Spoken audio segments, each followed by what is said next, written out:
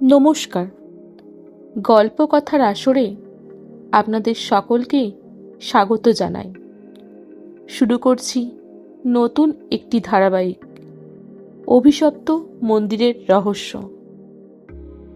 গল্পটি একটি রহস্য গল্প। কলমে ও কণ্ঠে আমি মৌসুমী বৈদ্য দাস। পশ্চিমবঙ্গের একটি জনপ্রিয় মন্দিরের ঘটনা। বহু পুরানো জাগ্রত কালী মন্দির কিঙ্করীতলা, যা বর্তমানে পরিত্যক্ত বলেই সকলে জানে। কিন্তু গত অমাবস্যার রাতে সেই কালী মন্দিরের সামনের হাঁড়িকাঠে একটা নরবলি হয়েছে। যাকে বলি দেওয়া হয়েছে সে ওই এলাকার বর্তমান ত্রাস বলা যেতে পারে। মন্ত্রী সুশোভন সান্যালের একমাত্র ভাগনা পরিতোষ রায়, যার জন্য এই এলাকার মা বোনেদের বাইরে বেরোনো পুরোপুরি বন্ধ হয়ে গিয়েছিল। পেপারটা খুলতেই চমকে উঠলেন হারাধন বাবু। বিংশ শতাব্দীতেও এত ভয়াবহতা! হারাধন সিনহা বর্তমানে একজন অবসরপ্রাপ্ত পুলিশ কর্মী, নিবাস হাওড়া জেলার একটি গ্রামে। যদিও একটা সময় এমন খুন খারাপি নিয়ে তিনি বহু কেস লড়েছেন, তবে একটা কেসের ঘটনায় তিনি আর নিজেকে সামলে রাখতে পারেননি। স্বেচ্ছায় অবসর নিয়েছেন সুদীর্ঘ চাকুরি জীবন থেকে। হারাধন বাবুর দুই সন্তান, একটি পুত্র রমেন আর অপর একটি কন্যা ময়ূরাক্ষী। রমেন আর ময়ূরাক্ষীর মধ্যে বয়সের ফারাক প্রায় 10 বছরের। তাই রমেনের বিয়ে হয়েছে বহুদিন আগেই। যদিও হারাধন বাবুর স্ত্রী অকালে চলে যাবার কারণে তিনি নিজের পুত্রের খুব তাড়াতাড়ি বিয়ে দিয়েছিলেন, যাতে করে সংসারের হাল ধরে রাখতে পারে সে। তাই রমেনের একটিমাত্র কন্যা সন্তান, সেও বড় হয়েছে। বর্তমানে তার বয়স 10 বছর। তার নাম হলো দেবাংশী।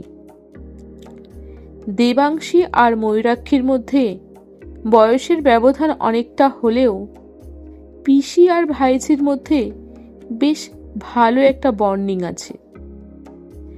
তাই খুব ছোট থেকেই দেবাংশীর করা বদমাইশির ক্রাইম পার্টনার হলো ময়ূরাক্ষী। যদিও খুব ছোটবেলায় মাকে হারিয়ে নিজের বৌদিদির স্নেহ আর প্রশ্রয় পেয়েই বড় হয়েছে ময়ূরাক্ষী।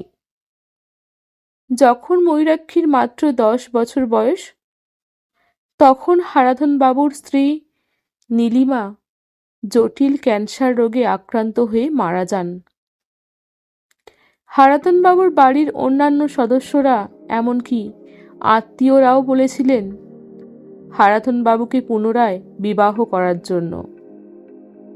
কিন্তু না, হারাধন বাবু কোনোভাবেই রাজি হননি। তিনি কোনো রকমে 2 বছর সংসারের হাল ধরেন, নিজের ব্যস্ততম পেশা থেকে সময় বের করে।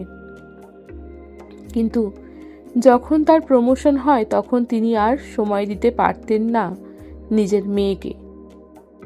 তখন এক প্রকার বাধ্য হয়েই 22 বছর বয়সে ছেলের বিয়ে দেন।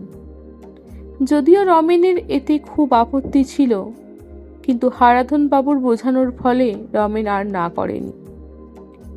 আর হারাধন বাবু নিজেও তো মাত্র 20তেই বিবাহ করেছিলেন। তখনকার কথা যদিও আলাদা, তা কোনোভাবেই বর্তমান সময়ের সাথে মেলে না। রমেনকে বিয়ে দিয়ে এই বাড়িতে লক্ষ্মী আনেন হারাধন বাবু। ত্রিনা সত্যি সত্যি এই বাড়ির লক্ষ্মী। ত্রিনা এই সংসারে আসার পর একটার পর একটা ভালো ঘটনা ঘটে গেছে। যদিও প্রথমে রমেনের বিয়েতে আপত্তি ছিল, কিন্তু তৃণার মতো মেয়েকে স্ত্রী হিসাবে পেয়ে রমেনের জীবন যেন অন্য খাতে বইতে শুরু করলো। বছর ঘুরতে না ঘুরতেই তৃণার কোল আলো করে এলো দেবাংশী। রমেন একটি প্রাথমিক স্কুলে শিক্ষকতার কাজ করে, তাই সহকর্মীরা যখন তার মাত্র 23 বছর বয়সে বাবা হওয়া নিয়ে ঠাট্টা করেছিল, সেদিন রমেন তাদের বেশ করে কথা শুনিয়ে দিয়েছিল। এরপর থেকে রমেনকে তার সহকর্মীরা সামনাসামনি কোনো কথা বলতে সাহস করেনি। তৃণা মা হওয়াতে সব থেকে বেশি আনন্দ পেয়েছিল ময়ূরাক্ষী। সেদিন রমেনের সমবয়সী স্ত্রী তৃণা হাসপাতাল থেকে তোয়ালে মোড়ানো একটা ছোট্ট পুতুলকে বাড়িতে নিয়ে এসেছিল। সেদিনই ময়ূরাক্ষীর সাথে ওর খুব ভাব হয়েছিল। মাত্র 1 সপ্তাহের বাচ্চা ময়ূরাক্ষীর দিকে এমন মুখের ভাব করেছিল, দেখে মনে হবে যে সে হাসছে। ময়ূরাক্ষী তার বৌদিদিকে ডেকে বলেছিল, ও বৌদিদি, দেখো আমার ছোট্ট মা কেমন করে হাসছে। ওর কথা শুনে হারাধন বাবু বলেছিলেন, ওরে পাগলি মেয়ে, মাত্র 7 দিন বয়সের শিশু কি হাসতে পারে? তখন ময়ূরাক্ষী রাগ করে বলেছিল, তোমরা জানো না, ও হাসছে, আমায় দেখে হাসছে। সেদিন ময়ূরাক্ষীর কথা শুনে তৃণা বলেছিল, হ্যাঁ রে বাবা, তোর ছোট্ট মা হাসছে। সেই বছর 13 মেয়ের সাথে সেদিন থেকেই মাত্র 7 দিনের দেবাংশীর একটা বন্ধন সৃষ্টি হয়েছিল। এরপর তো তৃণা আর পিপির ভালোবাসায় বড় হয়ে উঠতে লাগলো দেবাংশী। আর বাবা দাদুর কাছে আবদার তো ছিলই। এমনি করেই সিনহা পরিবারে যেন খুশির ঝড় বয়ে চলে সর্বদা। হারাধন বাবু শুধু নিজেকে মাঝে মাঝে গুটিয়ে ফেলেন, নিজের স্ত্রীর ছবির দিকে তাকিয়ে বলেন, বেশ তো চলে গেলে সব ফেলে, কিন্তু এত সুন্দর সংসারে যে কত সুখ, তোমায় কি বলবো। শুধু তোমার জন্য বড় কষ্ট হয়। যদি তুমি আর কটা দিন থাকতে, ছেলে বৌমা মেয়ে নাতি নাতনি আমায় তাদের ভালোবাসা দিয়ে মুড়ে রেখেছে। তবুও নীলিমা, তোমার কথা বড্ড মনে পড়ে। ময়ূরাক্ষীর বর্তমান বয়স 25। ও একটা সরকারি কলেজ থেকে ইংরেজিতে অনার্স কমপ্লিট করেছে। বর্তমানে একটি হাই স্কুলে শিক্ষকতা করে। এর বাইরেও ময়ূরাক্ষী একটা বিশেষ পেশার সাথে যুক্ত, তা হলো যে কোনো রহস্যের সমাধান করা। না, ও নিজেকে মোটেই গোয়েন্দা বলে দাবি করে না। আর ওর আরও একটা গুপ্ত দিক আছে, যেটা ওর জীবনে ক্রমশই প্রকাশ্য হবে। দেবাংশী নামের মধ্যেই লুকিয়ে আছে, তাই আর বিশেষ করে পরিচয় দেবার দরকার নেই। দেবাংশী বর্তমানে 7ম শ্রেণীর ছাত্রী, আর পিসির যে কোনো রহস্য সমাধানের কাজের একমাত্র সাহায্যকারী। ওই পার্সোনাল অ্যাসিস্ট্যান্ট বলে একটা কথা আছে না, সেটাও বলা যেতে পারে। তবে এর বাইরেও দেবাংশীর একটা গুপ্ত দিক আছে, যেটা ওর নামের সাথে প্রত্যক্ষভাবে যুক্ত। যদিও এই পিসি ভাইজির জুটি একসাথে মিলে বহু রহস্যের সমাধান করেছে, আর সব দুজনের খবর জানে একমাত্র তৃণা। বাড়ির বাকি সদস্যরা এই বিষয়ে একেবারেই অবগত নন। যদিও হারাধন বাবু একজন দুঁদে পুলিশ অফিসার ছিলেন, তাই আর মেয়ের এই কাজকর্ম তার সন্দেহ হলেও ময়ূরাক্ষী বৌদিদি তৃণা তাকে এই জায়গা থেকে সবসময় বাঁচিয়ে দেয়। ঠিক এভাবেই চলছে সিনহা বাড়িটি।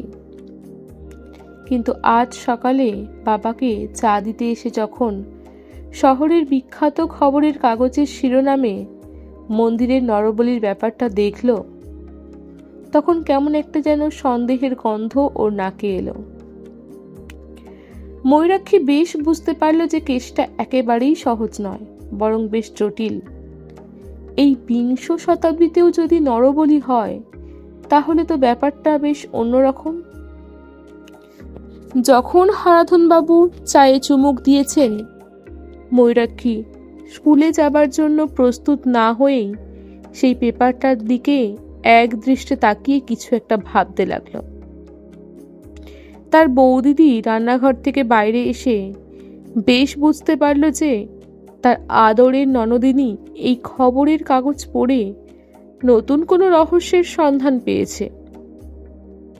তাই ননদকে একটু ভয় দেখানোর জন্য নিজের শ্বশুর মশাইয়ের সামনেই তৃণা বলে উঠল, কি রে ময়ূর, সকাল সকাল কোনো রহস্য খুঁজে বেড়াচ্ছিস নাকি? যেহেতু হারাধনবাবু মেয়ের এই দিকটার খবর জানেন না, তাই ময়ূরাক্ষী একটু ভয় পেল তার বৌদিদির কথায়, আর ওকে ইশারায় চুপ করতে বলল। যদিও তৃণা ইচ্ছা করেই ননদকে রাগানোর জন্য বলেছিল কথাটা। তৃণা যখন ময়ূরাক্ষীর ইশারায় মুচকি হেসে চলে গেল, তখন হারাধনবাবু বললেন, কি হয়েছে রে ময়ূর, তোর বৌদিদি কোন রহস্যের কথা বলছে রে?